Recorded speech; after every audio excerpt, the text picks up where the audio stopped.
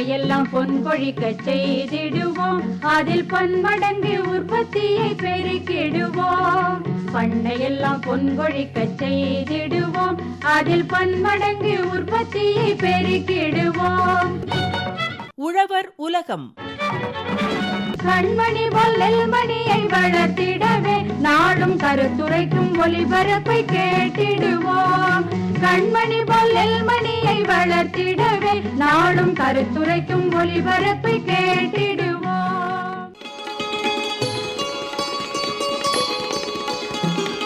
பயறு வகை பயிர்கள் சாகுபடி தொடர் நிகழ்ச்சி.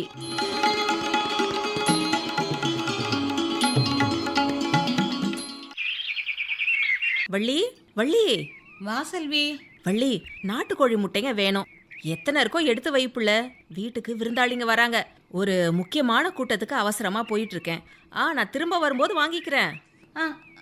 சரி செல்வி. என்ன பேச்சுல ஒரு சுரத்தையே காணோம்? உன்கிட்ட கொஞ்சம் பேசலாம்னு இருந்தேன். அடடா, இப்ப ரொம்ப நேரம் ஆயிடுச்சு புள்ள. நான் திரும்ப வரும்போது உன்கிட்ட நிறைய பேசுறேன். ரமணி வீட்டுக்கு வேற ஒரு வேலையா போகணும். அதை முடிச்சிட்டு அப்புறமா தான் கூட்டத்துக்கு போகணும். அதான். இருக்கட்டும் செல்வி, நீ கூட்டத்துக்கு போயிட்டு வந்ததும் நானே உங்க வீட்டுக்கு வந்து உன்னை பார்க்குறேனே. உன் முகம் ஏன் இப்படி வாடி இருக்கு? சரி, ரமணி வீட்டுக்கு இன்னொரு நாள் நான் போய்க்கிறேன். நீ முதல்ல ஏதோ பேசணும்னு சொன்னியே, என்ன விவரம்னு சொல்லு. ரொம்ப நல்லது பிள்ளை. அப்படி உட்காரு செல்வி. எங்கள் காட்டில் உளுந்து போட்டிருந்தோம்ல, அதில் பயிர் நல்லா பசுமையாகவும் சீராகவும் தான் வளர்ந்து வந்துச்சு. நானும் அன்னைக்கு பார்த்தேனே. ஆனால் இப்போ இலைகளில் அங்கங்கே மஞ்சள் நிறத்தில் புள்ளி மாதிரி உருவாயிடுச்சு. எனக்கு ரொம்ப பயமாக இருக்கு பிள்ளை. அடடா, அதுக்கு தீர்வு என்ன செஞ்சீங்க? மச்சான் நம்ம ஆறுமுக கடைக்கு போய் மருந்து வாங்கியாந்து போடணும்னு சொல்லிட்டு இருந்தாங்க. ஆனால் எனக்கு தான் இதை பற்றி என்ன ஏதுன்னு தெரியாமல் ஒரே குழப்பமாக இருக்கு புள்ள. கவலைப்படாத வள்ளி, இது பூச்சி தாக்குதலாக இருக்கலாம். உடனே என்னோட கிளம்பி வாப்புள்ள. இதை தெளிவுபடுத்தி இதுக்கான தீர்வு என்னன்னு தெரிஞ்சுக்கிட்டு வந்துடுவோம். ஆனால் நீ தான் முக்கியமான கூட்டத்துக்கு போகிறதா சொன்னியே. வள்ளி, இப்போ நான் வேளாண் ஆராய்ச்சி நிலையத்துக்கு தான் போயிட்டு இருக்கேன். அங்கே அப்படியே உன்னோட சந்தேகத்தையும் தெளிவுபடுத்திக்கலாம்.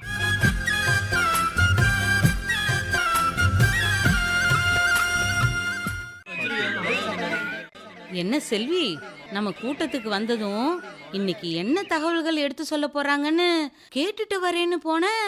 ஆனா வரும்போது சிரிச்சுக்கிட்டே வரியே. இன்னைக்கு கூட்டத்துல உன் பிரச்சனைக்கான தீர்வு தான் கிடைக்க போகுதாம். அப்படின்னா பயறு வகை பயிர்களில் ஒருங்கிணைந்த நோய் மேலாண்மை பத்தின விவரங்களை திரூர் நெல்லாராய்ச்சி நிலைய உதவி பேராசிரியர் முனைவர் எஸ் சுதாஷா அவங்க எடுத்து சொல்ல போறாங்க. கவனமா கேட்டுக்க புள்ள. தமிழ்நாட்டில் பல்வேறு வகையான பயிர் வகை பயிர்கள் பயிரிடப்படுகின்றன. அவற்றில் முக்கியமானவை துவரை, உளுந்து, பாசிப்பயிறு, தட்டைப்பயிறு, கொண்டைக்கடலை, அவரை வகைகள் மற்றும் கொள்ளுப்பயிறு. இந்த பயிர் வகை பயிர்களில் இந்த சாகுபடியில் வர சவால்களை எதிர்கொள்கிறது இன்னைக்கு இன்றியமையாத தேவையாக இருக்குது. இந்த சவால்களில் மிக முக்கியமானவை இந்த பயிர்கள் எதிர்கொள்ளும் நோய்கள். இந்த நோய்கள் ஏற்படுத்துறது பூஞ்சையாக இருக்கலாம், பாக்டீரியாவாக இருக்கலாம், இல்லை நச்சுயிர்களாக இருக்கலாம். இவை எல்லாமே நோய் கிருமிகள் தான். இந்த பயிர் வகை பயிர்களை தாக்கும் முக்கியமான நோய் வகைகளை பற்றி நாம் தெரிந்து கொள்ளலாம். முதலில் வாடல் நோய். பயிர் வகை பயிர்கள் குறிப்பாக உலர்ந்த நிலங்களில் பயிரிடப்படுகின்றன. நெல் அறுவடைக்கு பின்பு தரிசு நிலத்தில் கூட பயிர் வகை பயிர்கள் விதைக்கப்படுகின்றன. இந்த உலர்ந்த மண் சில மண் மூலமாக பரவும் கிருமிகளுக்கு ஆதரவளித்து வருகிறது. அதில் முக்கியமான ஒரு கிருமி ஃபிசேரியம் உடம். இந்த ஃபிசேரியம் உடம் வாடல் நோயை பயிர் வகை பயிர்களில் உருவாக்குகிறது.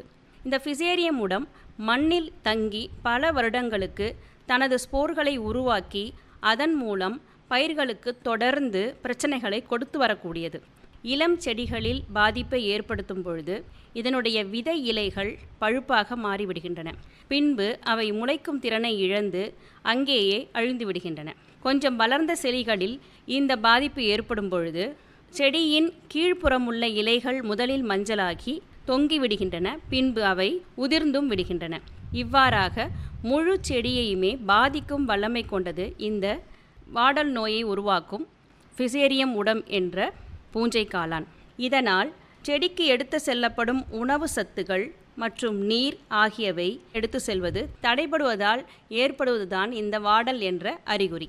இந்த பூஞ்சானம் மிகவும் மென்மையாக இருப்பதால் இது வேர்பூச்சிகள் மற்றும் நூற்புழுக்கள் உண்டாக்கும் காயங்களின் மூலமே பரவுகிறது. விதைகளின் மூலமும் இவை பரவும் தன்மை கொண்டது. இவை உண்டாக்கும் ஸ்போர்கள் வெகு நீண்ட காலம் மண்ணில் வாழும் தன்மையுடையவை. மேலும் மண்ணின் கார அமில நிலை 7.6 8 வரை இருக்கும் பொழுது இந்த நோய் மிக அதிகமாக காணப்படுகிறது. அடுத்ததாக வேரழுகல் நோய். இந்த வேரழுகல் நோய் மேக்ரோஃபோமினா ஃபேசியோலினா என்ற பூஞ்சையால் ஏற்படுகிறது. இது மிக உலர்ந்த நிலங்களில் மற்றும் மிக அதிக வெப்பநிலையை தாங்கி வளரக்கூடிய பூஞ்சானமாகும். அதனால் நீர் பாய்ச்சாத போதும் உலர் நிலங்களில் வளரும் அனைத்து செடி வகைகளையும் இவை பாதிக்கின்றன. முக்கியமாக பயிர் வகை பயிர்களை இவை மிக மிக பாதிக்கின்றன. இந்த மேக்ரோஃபோமினா ஃபேசியோலினா மிக அதிக வீரியத்தில் அந்த ரைசோபியம் பாக்டீரியாவையும் சிதைக்கின்ற திறன் பெற்றது. இந்த நோய் பாதிக்கப்பட்ட செடிகள் அனைத்து நிலைகளிலும் இலைகள் முதலில் வாடத் தொடங்கிவிடுகின்றன. பின்பு இலைகள் காய்ந்து செடியும் காய்ந்து விடுகிறது. தீவிர நோய் தாக்குதலில் இந்நோய் வேர்பகுதியை மிகவும் பாதிக்கிறது. ஆணிவேர் தவிர மற்ற வேர்பகுதிகள் முழுமையாக அழுகிவிடுகின்றன. இந்த முறையில் ரைசோபியம் பாக்டீரியம் முழுமையாக வேரிலிருந்து அழிக்கப்படுகிறது. ஒரு பயிர் வகை தாவரத்திற்கு ரைசோபியம் வேர் முடிச்சுகளே மிக மிக முக்கியமானவை. மேலும் ஆணிவேரின் மேல் பட்டை அழுகி சிதைந்து நார் நாராக உரிந்து விடுகிறது. நோயினால் பாதிக்கப்பட்ட செடியை மெதுவாக இழுக்கும் பொழுதே அவை மிக எளிதாக கையில் வந்துவிடும்.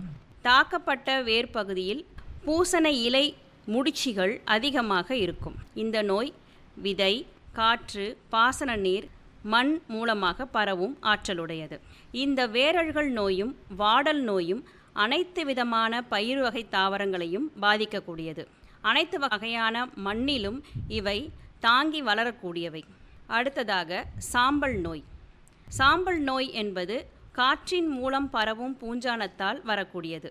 லெவைலுலா டாரிகா அல்லது எரிசிஃபி பாலிகோனி இது போன்ற பூஞ்சானங்கள் சாம்பல் நோயை பயிர் வகை பயிர்களில் பரப்புகின்றன.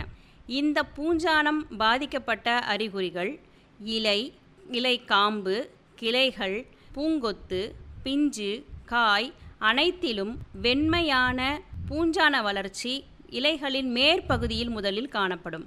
பின்பு இந்த பூஞ்சான வளர்ச்சி நீண்டு செடிகளின் அடிப்பகுதியிலும் வளர்ந்து காணப்படும். இந்த பூஞ்சான வளர்ச்சியால் பயிர்களின் ஒளிச்சேர்க்கை குறைந்து இலைகள் மஞ்சளாக மாறிவிடுகின்றன. ஒரு கட்டத்தில் இந்த பாதிக்கப்பட்ட இலைகள் பழுப்பு நிறமாகி உதிர்ந்து விடுகின்றன. காற்றின் மூலம் பரவும் இந்த சாம்பல் நோய் செடிகளை மிக குறைந்த நேரத்தில் அதிகமாக பாதிக்கும் தன்மை கொண்டவை. மேலும் பூக்களின் மேல் பரவும் இந்த வெண்மை நிறை பூஞ்சானங்கள் பூக்களை சிறுக்க வைக்கின்றன. அதிலிருந்து காய் உருவாவது மிகவும் கடினமாக உள்ளது. அப்படியே உருவாகும் காய்களையும் இவை பாதிப்பதோடு உள்ளிருக்கும் விதைகளையும் பாதிக்கும் திறன் கொண்டவை. அடுத்ததாக இலை புள்ளி நோய், செர்கோஸ்போரா ஃபேசியோலினா. இந்த இலை புள்ளி நோயும் காற்றின் வழியாக பரவக்கூடிய ஒரு நோயாகும். பேருக்கு ஏற்றாபடி இந்த பூஞ்சானம் இலைகளில் முதலில் இளம் பழுப்பு நிற புள்ளிகள் போன்று தோன்றும். இந்த இளம் பழுப்பு நிற புள்ளிகள் நடுவில் சாம்பல் நிறமாகவும் அதனை சுற்றி பழுப்பு நிற வளையத்துடனும் காணப்படும். சில இடங்களில் அந்த பழுப்பு நிற புள்ளிகளை சுற்றியும் காணப்படும். பின்பு இந்த புள்ளிகள் தங்கள் அளவில் பெரிதாகி இலைகள் முழுவதும் பரவி பெரிய பெரிய புண்களாக காணப்படும். இதன் விளைவாக இலைகள் பச்சையத்தை இழந்து குளோரோசிஸ் என்ற நிலைக்கு தள்ளப்படுகின்றன. முடிவில் மிகவும் மஞ்சளாக மாறிவிடும் இலைகள் பழுப்பு நிறமாகி உதிர்ந்து விடுகின்றன. செர்கோஸ்போரா என்ற பூஞ்சானம் ஒரு இலையில் விழுந்து ஒரு புள்ளியை உருவாக்கி அதை தொடர்ந்து ஒரே வாரத்தில் அந்த இலையை உதிரச் செய்யும் திறன் பெற்றது. அடுத்ததாக ஆந்த்ரக்னோஸ் இலை புள்ளி நோய், கொலிட்டோட்ரைக்கம் லிண்டிமுத்தியானம் என்ன பூஞ்சானம் இந்த இலைப்புள்ளி நோயை உருவாக்குகிறது. இதுவும் செர்கோஸ்போரா போன்று ஒரு இலைப்புள்ளிகளை உருவாக்கும் பூஞ்சானமாக இருந்தாலும் இதன் செயல்பாடு முற்றிலும் தனித்துவமானது. இவை உருவாக்கும் புள்ளிகள் மிகவும் சிறியதான புள்ளிகளாக இருக்கும். மேலும் பழுப்பு நிற வளையத்தை கொண்டிருக்கும். அதன் உட்பகுதி சாம்பல் நிறமாக காணப்படும். ஆனால் இந்த புள்ளிகள் இலைகளில் காணப்படும் நரம்புகளுக்கிடையில் காணப்படும். இந்த புள்ளிகள் அதிகமாக அந்த இலைகளில் புள்ளிகளுக்கிடையே இலைகளின் பகுதியை உதிரச் செய்யும். மேலும் இந்த இலை புள்ளிகள் வேர்பகுதி தவிர தாவரத்தின் அனைத்து பகுதிகளையும் தாக்கும் வல்லமை கொண்டவை. மேலும் இளம் செடிகள் பாதிக்கப்படும் போது இவை மிகவும் தாக்குதலுக்கு உள்ளாகின்றன. வளர்ந்த செடிகளில் இவை அனைத்து பாகங்களையும், குறிப்பாக காய்களை அதிகமாக பாதிக்கின்றன. இதனால் விதைகள் மற்றும் காய்கள் தீவிரமாக பாதிக்கப்படுகின்றன. இந்த புள்ளிகள் பின்பு கரும் நிறமாக மாறி விதைகள் விதைப்பதற்கு உபயோகமற்றதாக மாறிவிடும். அடுத்தது துருநோய். இது யூரோமைசிஸ் ஃபேசியோலினா என்ற பூஞ்சானத்தால் உருவாக்கப்படுகிறது. இதுவும் காற்றினால் பரவக்கூடிய திறன் கொண்டது. இந்த துருநோய் பாதிக்கப்பட்ட இலைகளின் மேல் பாகம் மற்றும் அடிபாகத்தில் ஆரஞ்சு கலந்த நிறத்தில் புள்ளிகள் துரு போன்று காணப்படும். நம் கைகளால் இதை உணர முடியும். இந்த நோய் பயிரின் இளம் பருவத்தில் தோன்றினால் மிக அதிக அளவில் இழப்பை ஏற்படுத்தும். பாதிக்கப்பட்ட இலைகள் சுருண்டு விடுகின்றன. மேலும் நோய் தாக்கப்பட்ட இலைகள் காய்ந்து உதிர்ந்து விடுவதால் பூப்பதும் காய்ப்பதும் மிகவும் குறைந்துவிடும். காய்களின் மேல் பாகத்திலும் இந்த துருப்புள்ளிகள் காணப்படுவதால் மகசூல் குறைவதுடன் சந்தை விலையும் மிக குறைவாக கிடைக்கின்றன. ஆக இந்த துருநோய், ஆந்த்ரக்னோஸ் இலைப்புள்ளி நோய், செர்கோஸ்போரா இலைப்புள்ளி நோய் இவை பார்ப்பதற்கு மிக சாதாரணமாக இருந்தாலும் காற்றின் வழியே பரவுவதால் இதனை அறிவியல் நிலையங்களிலிருந்து ஒரு முன்னெச்சரிக்கையாக விவசாயிகள் எடுத்துக்கொண்டு அதனை காத்துக்கொள்ள வேண்டும். ஏனெனில் இவை பார்ப்பதற்கு மிகவும் முக்கியத்துவம் அற்றதாக தெரிந்தாலும் பின்பாகத்தில் மகசூல் முழுவதும் குறையும் அளவிற்கு பாதிப்பை ஏற்படுத்தும். அடுத்ததாக நச்சுயிரி நோய்கள் என்பவை தீவிரமான வைரஸ் போன்ற காரணிகளால் ஏற்படும் நோய்கள். அதில் முதலாவதாக மஞ்சள் தேமல் நோய். இது பச்சை பயிறு உளுந்தில் மிக பரவலாக ஏற்படும். எல்லா காலங்களிலும் இந்த மஞ்சள் தேமல் நோய் பரப்பப்படுகிறது. வெள்ளை ஈக்கள் இந்த மஞ்சள் தேமல் நோயை பரப்புகின்றன. இதன் முதல் அறிகுறி இளநிலைகளில் ஆங்காங்கே மஞ்சள் நிற புள்ளிகள் ஏற்படும். பின்பு இலை முழுவதும் திட்டு திட்டாக இந்த மஞ்சளும் பச்சையும் ஒழுங்கற்ற நிலையில் கலந்த பகுதியும் காணப்படும். சில சமயம் நோயுற்ற இலைகள் முழுவதுமாக மஞ்சளாக மாறி அவை குறைந்த எண்ணிக்கையில் மட்டுமே பூக்களை உருவாக்குகின்றன. பின்பு காய்களும் விதைகளும் கூட மஞ்சளாக மாறிவிடுகின்றன. செடியின் இளம் பருவத்தில் நோய் தோன்றினால் பூத்தலும் காய்த்தலும் சுத்தமாகவே அதில் மறைந்துவிடும். மகசூல் இழப்பும் மிக தீவிரமாக காணப்படும். நன்கு வளர்ந்த தாவரங்களில் இந்த மஞ்சள் தேமல் நோய் ஏற்படும் பொழுது அதனை வெள்ளை ஈக்களை கட்டுப்படுத்துவதன் மூலம் நாம் தற்காத்து கொள்ளலாம். இந்த வெள்ளை ஈக்கள் பெமிசியா டெபாசி என்று அழைக்கப்படுகின்றன. இது பயிறு வகை பயிர்களில் ஏற்படும் மிக தீவிரமான மஞ்சள் தேமல் நோயாகும். இரண்டாவதாக இலை சுருட்டு நோய். இதுவும் ஒரு நச்சுயிரி வகை நோய். இந்த நோயுற்ற செடிகளில் உள்ள இலைகள் வளைந்து நெளிந்து மேற்புறமாக சுருட்டி கொண்டிருக்கும். இவ்வாறு இலைகள் சுருண்டு இருப்பதால் அவற்றின் ஓரங்கள் ஒழுங்கற்ற வடிவத்தை பெற்று கீழ் நோக்கியும் மேல் நோக்கியும் வளைந்திருக்கும். மேலும் இலைகளின் நரம்பு பகுதியில் உள்ள திசுக்கள் தாக்கப்பட்டு பின் படர்ந்து இலைக்காம்பையும் தாக்கும். தாக்கப்பட்ட செடிகளின் இலைகள் நுனிக்கருகள் காணப்படும். அதிக அளவில் மகசூல் இழப்பும் ஏற்படும். இவை இலைப்பேன் மூலம் பரவுகின்றன. அடுத்ததாக இலை பரப்பு சுருங்கல் நோய். இதுவும் ஒரு நச்சுயிர் நோயாகும். இந்த நோய் தாக்கப்பட்ட செடிகளில் உள்ள இலைகளில் நரம்புகளுக்கு இடைப்பட்ட பகுதிகள் தாழ்ந்தும் குறுகியும் ஒரு சுருக்கப்பட்ட காகிதத்தை போல் காணப்படும். இதனால் இலைகள் மேடு பள்ளம் உள்ள பரப்பை கொண்டிருக்கும்.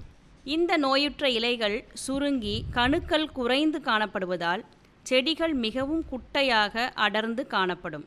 மேலும் இவற்றில் தோன்றும் பூக்களும் மிக சிறியதாக மலராமலும் காணப்படும். விதை பாதிக்கப்பட்ட இலைகளில் உள்ள இலைச்சாறு மூலமாகவும் இந்த நோய் பரவுகிறது. செடியின் நுனிப்பகுதி மிகவும் விரைவில் காயத் தொடங்கிவிடுவதால் முழு செடியுமே வளர்ச்சி குன்றி அழிந்து விடுகின்றன. அடுத்ததாக நுனிக்கருகள் நோய். இதுவும் ஒரு நச்சுயிரி நோயாகும். இந்த நுனிக்கருகளில் மஞ்சள் நிற புள்ளிகள் தோன்றுவதற்கு பதிலாக நேரடியாக செடியின் நுனிப்பகுதி மட்டுமே பாதிக்கப்பட்டு விரைவில் காயத் தொடங்கிவிடுகிறது. இந்த காய்தல் அறிகுறி சிறிது சிறிதாக கீழ் நோக்கி பரவி செடி முழுவதையும் அழித்து விடுகின்றன. இவ்வாறாக பயிர் வகை பயிர்களில் நச்சுயிரி நோய்கள், காற்றின் மூலம் பரவும் இலைப்புள்ளி நோய்கள், மண்ணின் மூலம் பரவும் வாடல் நோய் மற்றும் வேரழுகல் நோய் அனைத்தையும் ஒருங்கிணைந்த நோய் மேலாண்மை மூலம் நம்மால் கட்டுப்படுத்த இயலும்.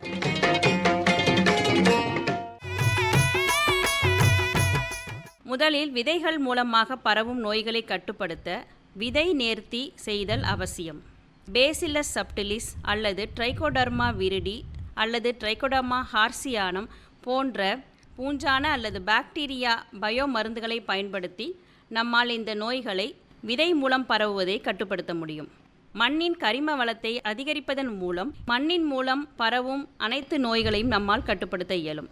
அதற்கு உயிரியல் முறையில் பேசிலஸ் சப்டிலிஸ் 1 ஹெக்டேருக்கு 2.5 கிலோ என்ற வீதத்தில் 50 கிலோ நன்கு மத்திய தொழு உரம் அல்லது மணலில் கலந்து விதைத்த 30 நாட்களுக்கு கழித்து இட வேண்டும்.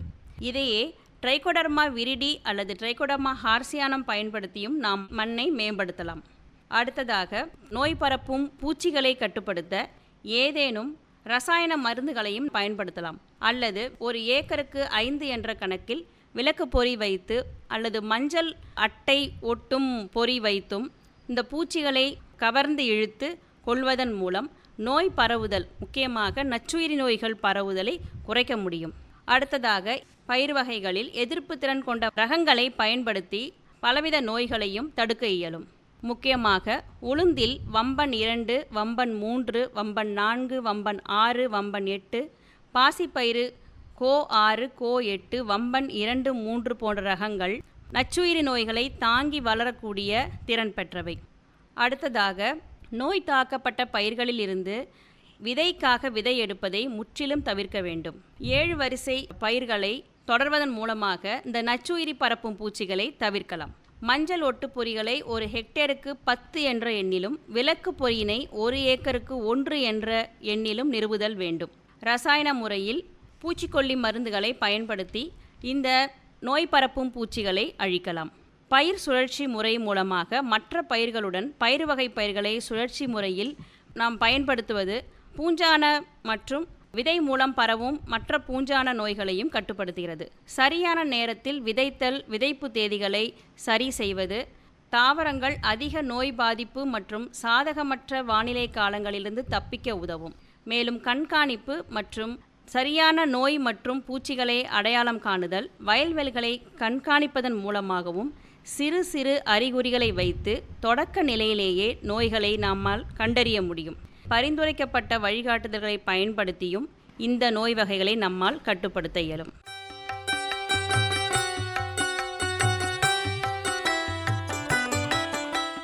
திரூர் நெல்லாராய்ச்சி நிலைய உதவி பேராசிரியர் முனைவர் எஸ் சுதாஷா அவங்க பயிர் வகை பயிர்களில் ஒருங்கிணைந்த நோய் மேலாண்மை பற்றி எல்லாரும் தெரிஞ்சுக்கிறாப்ல பொறுமையாக தெளிவாக எடுத்து சொல்லிட்டாங்கள்ல.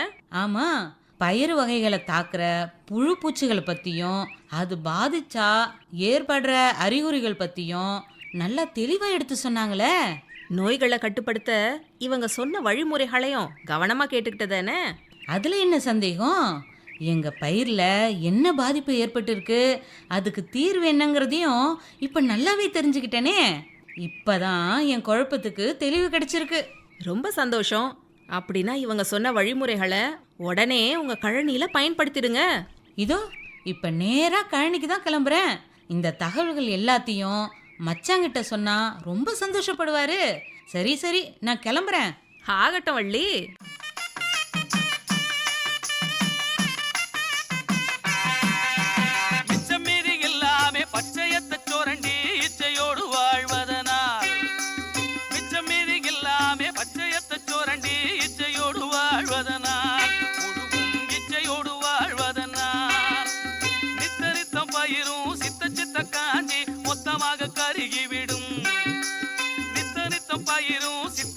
காஞ்சி மொத்தமாக கருகிவிடும், எனஞ்சி மொத்தமாக கருகிவிடும். விரட்டி அடிக்க வேணும் ஏலை சுருட்டு புழுவனியும், விரட்டி அடிக்க வேணும் ஏலை சுருட்டு புழுவனியும்.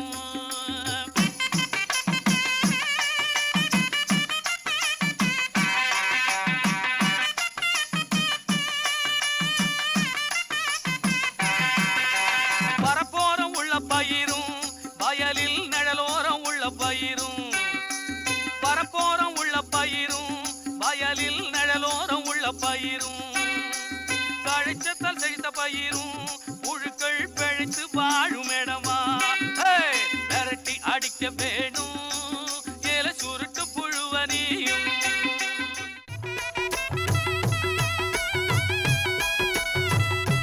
இனி தொடர்வது வேளாண் செய்திகள். கிளைரிசிடியா தென்னந்தோப்புகளுக்கு ஏற்ற பசுந்தாழ் உரம். ஒரு தென்னை மரத்திற்கு ஆண்டுதோறும் 0.34 கிலோ நைட்ரஜன் சத்து முக்கியமாக தேவைப்படுகிறது. கரிம உரம், குறிப்பாக பசுந்தாழ் உரம், நைட்ரஜனை வழங்கக்கூடியதாக திகழ்கிறது. பெரும்பாலான தென்னை மரங்கள் தமிழ்நாட்டிலும் இந்தியாவின் பிற இடங்களிலும் உள்ள மணற்பாங்கான கரையோர மண்ணில் வளர்க்கப்படுகிறது. இந்த வகை மண்ணில் அங்கக பொருட்களானது மிக குறைவாக இருக்கும். எனவே தென்னை மரங்களுக்கு பசுந்தாழ் உரமிடுதல் மிகவும் அவசியமாகும். தென்னந்தோப்புகளில் பசுந்தாழ் உரத்தை வளர்ப்பதற்கான வாய்ப்பு மிகவும் குறைவாக உள்ளது. ஏனெனில் தோட்டத்தில் உள்ள அனைத்து சாகுபடி இடங்களும் மா, பலா போன்ற மரங்களும், மரவள்ளிக்கிழங்கு, சேனைக்கிழங்கு மற்றும் நெல் போன்ற பயிர்களும் வளர்க்க பயன்படுத்தப்படுகின்றன. எந்த பயிர்களும் இல்லாமல் எஞ்சியிருக்கும் இடங்களாக தோட்ட வரப்புகள், நெல் வரப்புகள் மற்றும் வீடுகளுக்கு அருகில் உள்ள இடங்கள் மட்டுமே உள்ளன. ஒரு சில பசுந்தாழ் உரப்பயிர்கள் அத்தகைய இடங்களில் நன்றாக வளரும். பச்சை இலைகளை விளைவிக்கும் பல்வேறு பயிர்களில் மேற்கொள்ளப்பட்ட ஆராய்ச்சிகளில் கிளைரிசிடியா சிறந்ததாக கண்டறியப்பட்டுள்ளது. கிளைரிசிடியா தென்னந்தோப்புகளில், குறிப்பாக வரப்புகளில் எளிதில் வளரும். இது அனைத்து வகையான மண்ணிலும், மலை சரிவுகளிலும், மணல் நிறைந்த கடற்கரை சமவெளிகளிலும், தாழ்வான வெள்ளத்தால் பாதிக்கப்பட்ட களிமண் பகுதிகளிலும் நன்றாக வளரும். தோட்டங்களிலும் அதன் எல்லைகளிலும் வேலிச் செடியாகவும் நடலாம். இது பசுந்தாழ் உரம் கொடுப்பதோடு வேலியாகவும் பயன்படுகிறது. தென்னந்தோப்புகளின் எல்லைகளில் வளர்க்கப்படும் கிளைரிசிடியா 3 ஆண்டு வளர்ச்சிக்கு பிறகு தென்னை மரங்களுக்கு உரமிடுவதற்கு போதுமான பசுந்தாழ் இலைகளை அளிக்கின்றது. கிளைரிசிடியா இலைகள் மிக விரைவில் சிதைந்து மண்ணில் உரமாக எளிதில் சேரும் பண்புடையது. தென்னை சாகுபடியில் கிளைரிசிடியாவை வழக்கமான உரமாக சேர்ப்பதன் மூலம் உரச்செலவை கணிசமாக குறைக்கலாம். கிளைரிசிடியா மிக விரைவில் மண்ணில் மக்குவதால் மண் வளம் அதிகரித்து நன்மை செய்யும் நுண்ணுயிரிகள் அதிக அளவில் பெருக்கமடைந்து மண்ணில் வாழும் நோய் காரணிகளை கட்டுப்படுத்துகின்றது.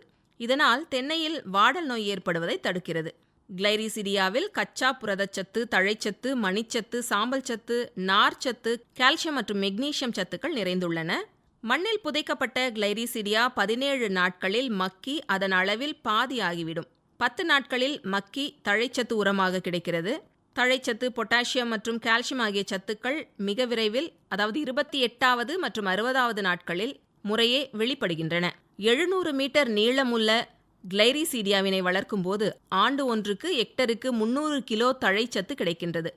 விதைகளை இரவு முழுவதும் நீரில் ஊற வைத்து நட வேண்டும். விதைகளை விதைக்கும் போது வயலில் நடவு செய்வதற்கு 1 மாதம் அல்லது 1.5 மாதங்களுக்கு முன் நல்ல உயரமான நாற்றங்கால் பாத்திகளில் விதைக்க வேண்டும்.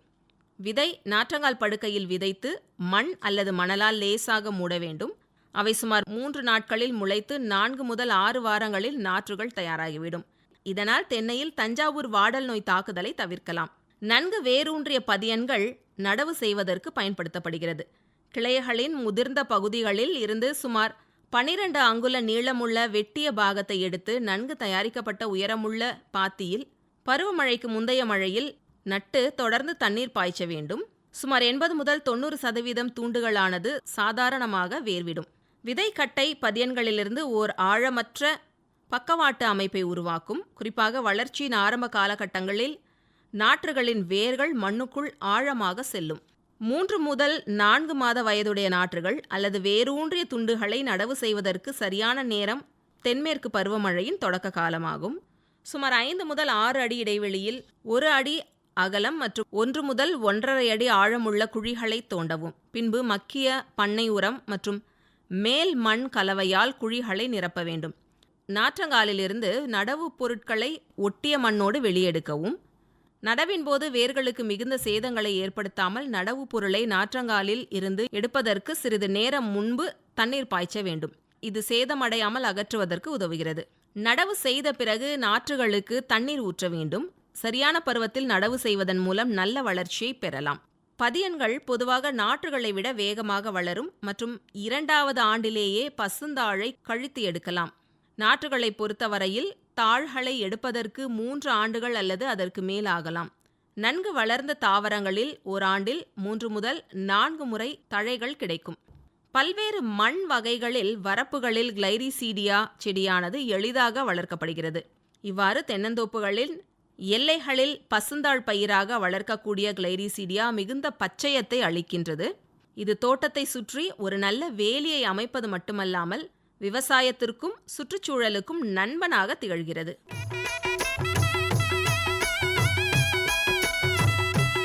இதுவரை வேளாண் செய்திகள் கேட்டீர்கள்.